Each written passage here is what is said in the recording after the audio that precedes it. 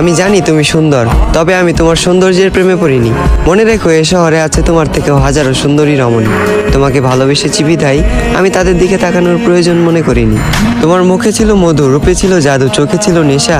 যে মানুষটার দিকে তাকিয়ে আমি মানসিক শান্তি খুঁজে পাই, তুমি ছিলে সেই মানুষ। তুমি আমার শেষ ভালোবাসা। আমি তোমাকে চিনতে ভুল করব না হাজার মানুষের ভিড়ে। আফসোস তুমি আমার ভালোবাসা বুঝতে ব্যর্থ, আর আমিও বুঝাতে পারিনি তোমায় এই বুক চিরে।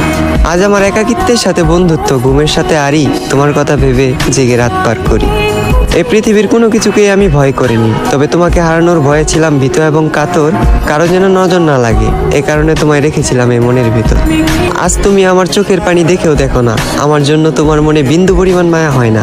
অতীতের তোমার ওই কমল নরম মন আজ হয়ে গেছে পাথর। তবে আমি বলে দিচ্ছি, তুমি মিলিয়ে নিও, তোমার ওই পাথরের মনেও একদিন জ্বলবে আগুন।